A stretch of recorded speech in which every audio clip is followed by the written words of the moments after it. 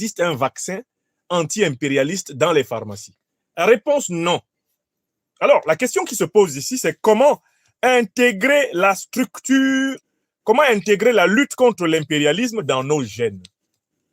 Il faut comprendre qu'ici, le concept de gène est utilisé sous forme de métaphore. C'est une image. Vous savez que le président Ibrahim Traoré est de formation biologiste.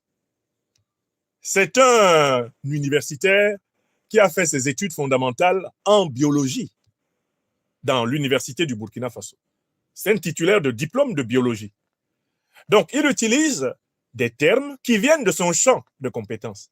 Et il procède à une extension du sens de ces termes-là pour expliquer à son peuple ce qu'il veut dire. Ici, les gènes dont il est question, ce ne sont pas les gènes biologiques.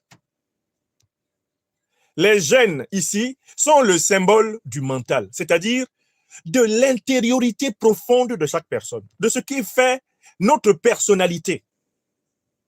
Car le président Traoré sait que nos sociétés, qui ont été tenues pendant très longtemps sous l'emprise des dictatures, qui ont été tenues pendant très longtemps sous l'emprise des puissances coloniales, des puissances racistes, impérialistes et négrières, ce sont des sociétés dans lesquelles le mental des êtres humains a été détruit. En Afrique en particulier, plusieurs millions, dizaines de millions, centaines de millions d'Africains, depuis pratiquement 600 ans au moins, ont vécu en étant presque convaincus qu'ils sont des sous-hommes. Du fait qu'ils ont été victimes de la traite négrière, victimes de la colonisation, victimes de la néocolonisation et l'impérialisme, victimes des dictatures les plus abjectes, plusieurs millions d'Africains ont vécu, ont grandi et sont morts en ayant l'opinion qu'ils sont des sous-êtres humains.